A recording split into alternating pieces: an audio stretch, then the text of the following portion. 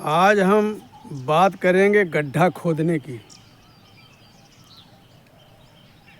आजकल जो है हर इंसान एक दूसरे के लिए गड्ढा खोदने में लगा हुआ है। किसको किस तरह नीचे गिराया जाए, किस तरह नीचे गिराया जाए।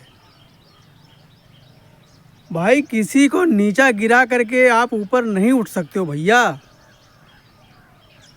किसी को नीचा गिराओगे तो आप भी तो नीचे गिरोगे। भाई जैसे हम आपके लिए गड्ढा खोद रहे हैं तो कोई हमारे लिए भी गड्ढा खोदेगा,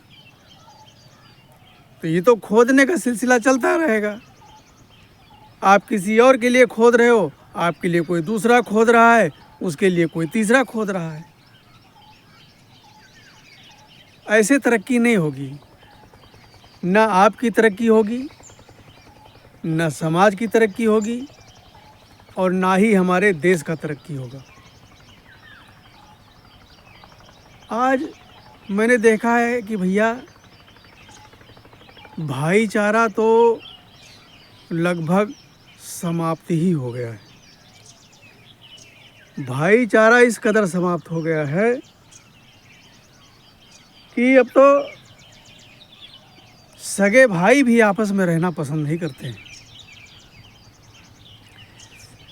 जब छोटे छोटे हम सब होते हैं, एक ही थाली में खाते हैं, एक दूसरे के मुंह से निवाला छीन कर खा लेते हैं। वो प्यार कहाँ चला गया? वो प्यार अब नहीं रह गया। अब तो ये है कि एक भाई सोचता है कि ये दूसरे भाई के बारे में सोचता है कि ये कैसे आगे तरक्की कर रहा है। अरे भैया वो जिस प्रकार तरक्की कर रहा है उसको देख करके आप भी आगे बढ़ो ना। जलने से थोड़ा तरक्की हो जाएगी। भाई आप किसी की तरक्की देख करके अगर आप जलन रखोगे, उसके प्रति ईर्ष्या रखोगे, तो आपकी तरक्की नहीं होगी। जिस रास्ते पर वो चल रहा है, जो वो कर रहा है, उसकी नकल मारो। नकल मार करके भी आप आगे बढ़ सकते हैं, न कि उससे जलन करके। और मैंने देखा है कि जैसे किसी का मकान बन रहा है तो भी हमारे अंदर जलन पैदा हो जाती है। ये साला इतना पैसा लाया कहाँ से? अभी तो कह रहा था कि मेरे पास पैसे नहीं, मेरे पास पैसे नहीं हैं। अब इसको कौन सा गड़ा धन मिल गया भैया? अब वो उसके पीछे लग जाएगा। अब किसी न किसी पड़ोसी को भिड़ा देगा, देखो यार तुम्हारी तरफ छज्जा निकाल रहा है, तुम्हारी तरफ विंडो निकाल रहा है। किसी तरह उसका मकान बनना रुक जाए। इंसान आजकल भरपूर नींद भी नहीं ले पा रहा है, टाइम ही नहीं। सारा दिन उधेड़ बुन उधेड़ बुन उधेड़ बुन उधेड़ बुन करते करते वो रात में सुकून से भी नहीं सो पाता है। आंखें जरूर उसकी बंद होती हैं, लेकिन दिमाग उसका चलता ही रहता है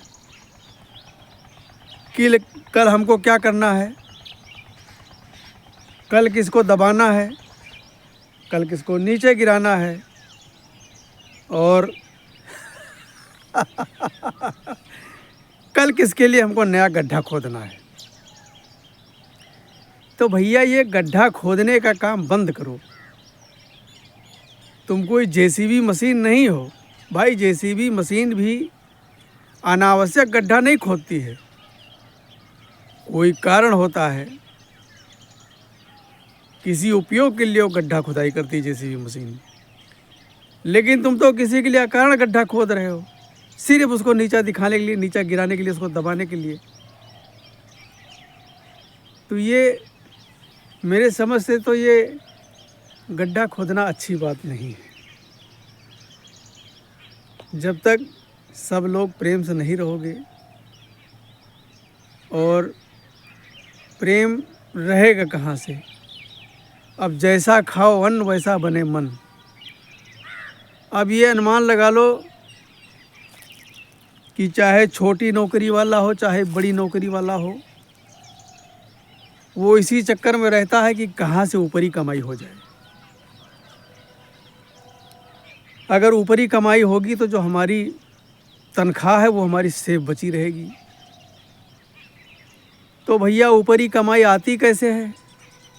लूट खसोट, बेईमानी, मक्कारी, दलाली, किसी का हक छीन लेना, किसी का हड़प लेना, किसी को डरा करके धमका करके पैसा ऐंठ लेना, ये है ऊपरी कमाई।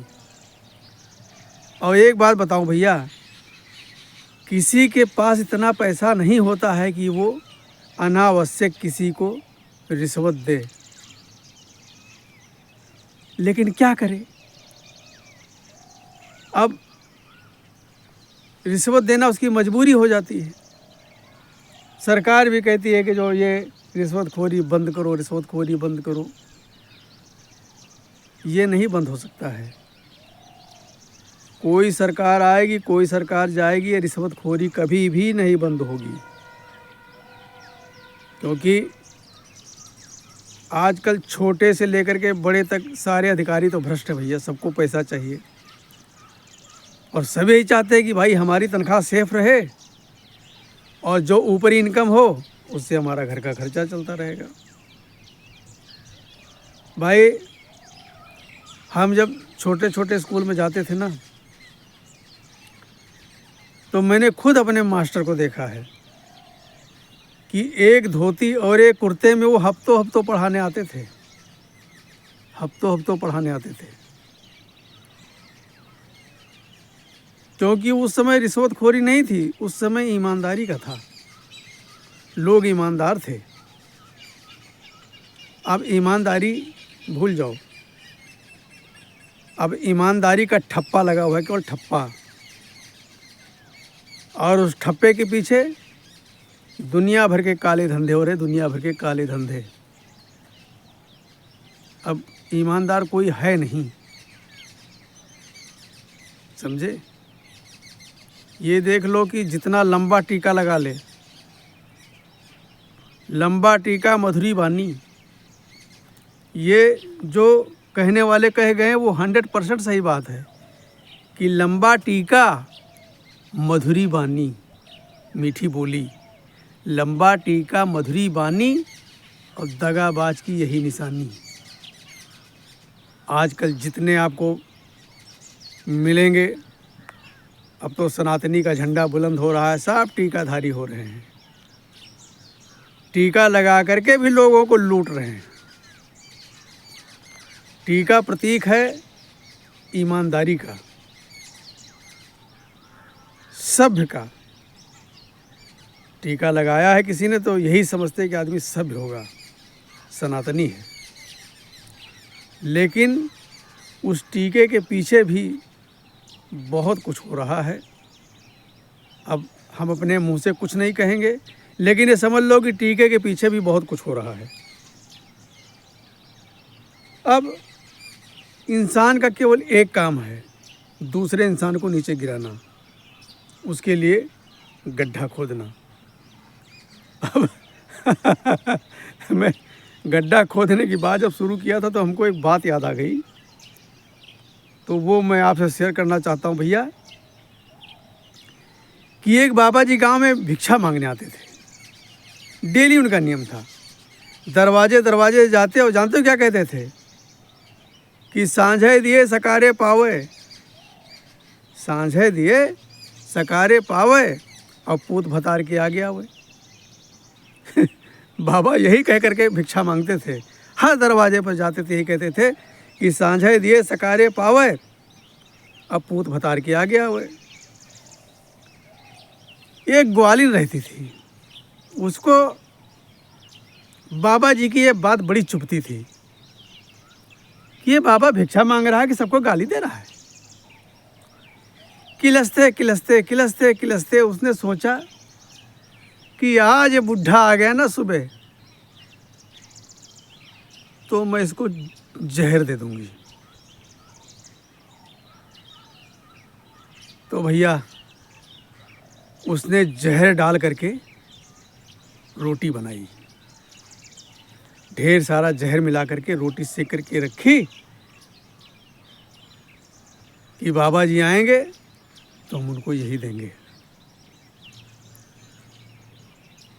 तो वो रोटी बना करके और ढक करके और कपड़े में लपेट करके छुपा करके रख दिया। तो बाबा जी दूसरे गांव में चले गए भिक्षा मांगने के लिए। तो वहाँ से आते आते जो है शाम हो गई। तो बाबा जी ने सोचा कि चलो अभी थोड़ा उजाला है और ये पूरे मोहल्ले भी मांग लेते हैं। तो उनका वही कहना था कि साँझे दिए सकारे पावे, पूत भतार के आगे आवे। बस वो ग्वालिन ने कहा आओ बाबा, कहा तुम्हारा इंतजाम हमने कर दिया है। जैसे बाबा उसके दरवाजे पर आया, उसने दरवाज़ा खोला और ला करके वही जहर वाली रोटी, शाम का समय था, बाबा को दे दिया। बाबा ले करके वो अपनी कुटिया में चले गए और गांव के बाहर सड़क के किनारे उनकी कुटिया बनी थी। तो बाबा ने ले जा करके वो कुटिया में वो पोटली टांग दिया कि अब तो हमारा पेट भर गया है, इसको हम सुबह खाएंगे। अच्छा, वो ग्वालिन का जो आदमी था वो परदेश में था। तो वो परदेश से छुट्टी लेकर चला था। तो जब गांव के किनारे कुटिया के पास पहुंचा, तो सुबह पहुंचा वो, तो सोचा कि पहले अब हम बाबा जी के दर्शन कर लें, उसके बाद घर चलेंगे, अब तो गांव हमारा आ ही गया है। तो बाबा जी की कुटिया में गए और बोले सीताराम बाबा सीताराम। बाबा ने कहा कल्याण भैया कल्याण हो, साँझे दिए सकारे पावे, पूत भतार के आगे आवे। वो बाबा का यही मंत्र था, साँझे दिए सकारे पावे, पूत भतार के आगे आवे। तो भैया बाबा जी का दंडवत प्रणाम करके उस ग्वालिन के आदमी ने, पति ने, और वहीं पर एक उसकी चटाई पड़ी थी, बाबा ने कहा इस पर बैठो और कुछ जलपान कर लो। तो उसने बोला कि नहीं बाबा, अब तो घर आ गए, अब सीधा आपके दर्शन हो गए हैं और अब घर चलते हैं। तो बाबा ने कहा ना, हमारी कुटिया पर आए हो, आपको जलपान करना ही पड़ेगा। तो बाबा का बड़ा मान सम्मान लोग बाग करते थे। तो बाबा ने वही रोटी जो ग्वालिन ने उसको दिया था, वो रोटी जो कुटिया में टांग रखी थी, वो रोटी उतारी और सिलबट्टे पर नमक पीस करके उस रोटी पर रख करके और ग्वालिन के पति को दे दिया। अब ग्वालिन की पति ने वो रोटी खा लिया और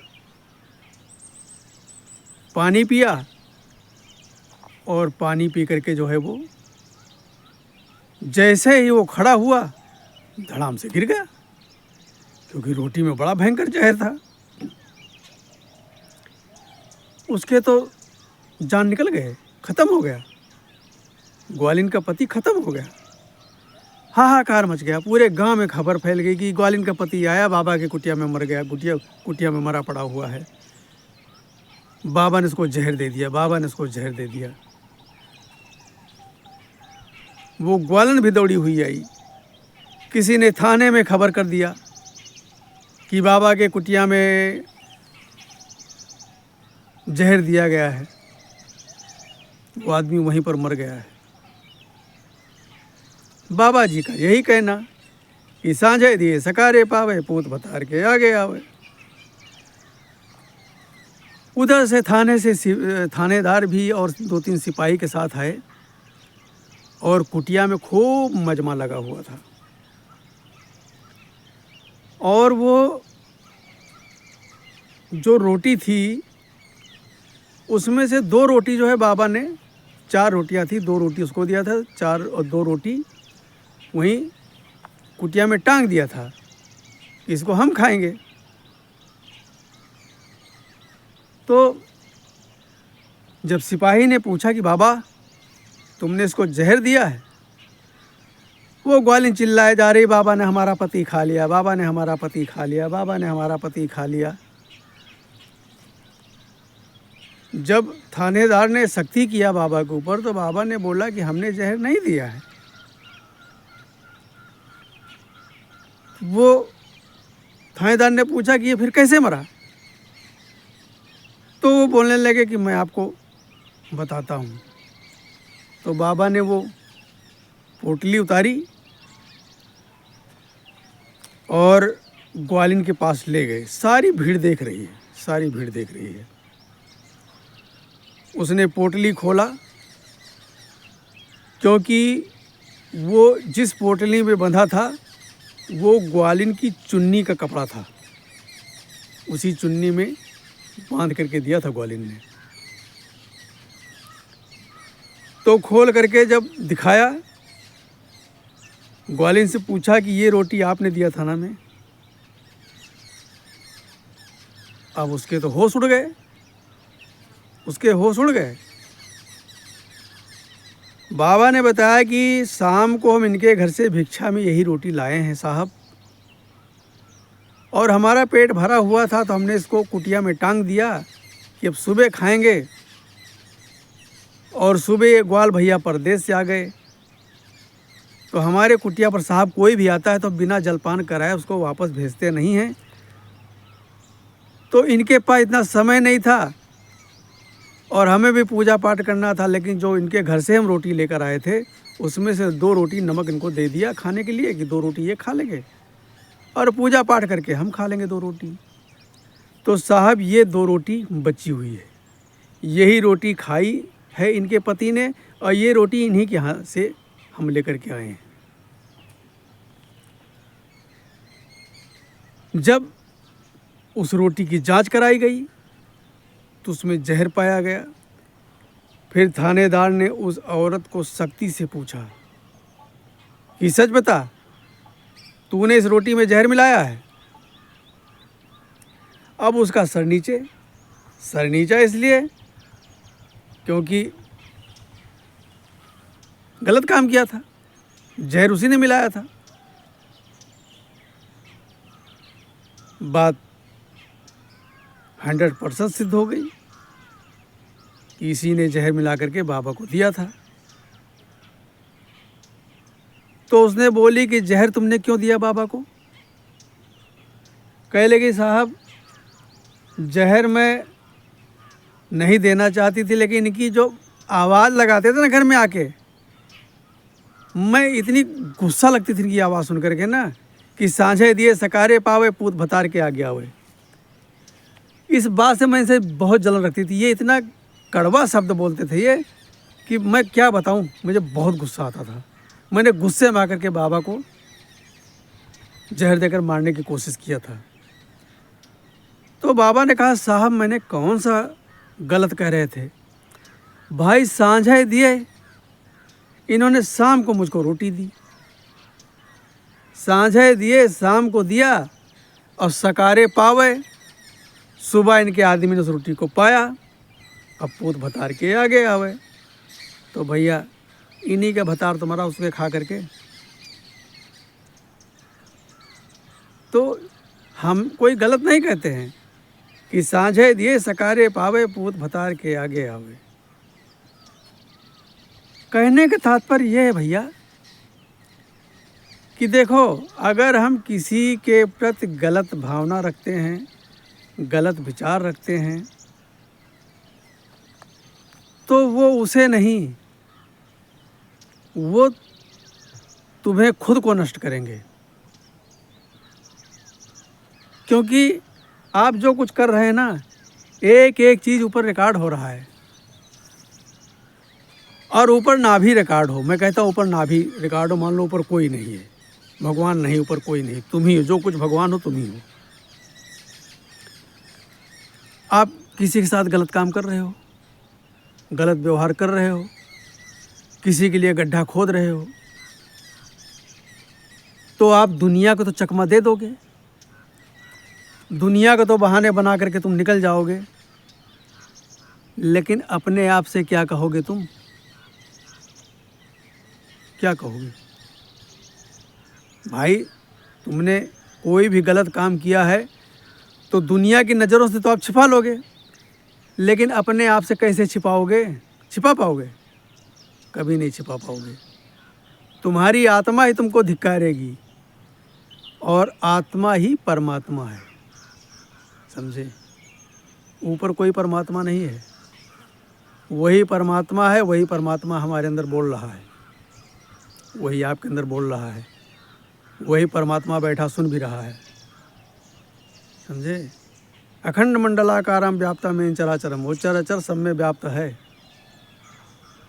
वो बाहर कुछ नहीं है जो आप बाहर ढूंढ रहे हो, मंदिरों में, मस्जिदों में, गुरुद्वारों में, गिरजाघर में। वो तुम्हारे अंदर घर में बैठा हुआ है। ये जो शरीर रूपी घर बना हुआ है, इसी में बैठा हुआ भैया वो पल पल की नज़र रखता है। आप उससे कोई चीज़ नहीं छुपा सकते भैया, कोई भी चीज़ नहीं छुपा सकते। इसलिए मैं तो ये कहूँगा कि आपको दुनिया से डरने की कोई ज़रूरत नहीं है, किसी से डरने की ज़रूरत नहीं है। अगर आपको डरना है ना, तो अपने आप से डरो, अपने आप से। जिस दिन आप अपने आप से डर जाओगे, अपने आप से डरोगे, अपने आप का कहना मानोगे, किसी दूसरे का नहीं, अपने आप का कहना मानो, और अपने आप का कहना मानोगे तो सारे काम आपके सच्चे होंगे, सारे काम नेक होंगे, आप सभी के होंगे। ये बात ध्यान रखना। तो दोस्तों, ये हमारी आज की बात आपको कैसी लगी, और अच्छी लगी हो तो कमेंट करके हमको बताना। और हमसे जो भी बन सकता है, टूटे फूटे अपने विचार, अपने शब्द आप तक रखता हूँ। और हमारे शब्दों में कोई गलतियाँ हुई हों या किसी को किसी प्रकार की ठेस पहुँची हो, तो उसके लिए हम क्षमा प्रार्थी हैं।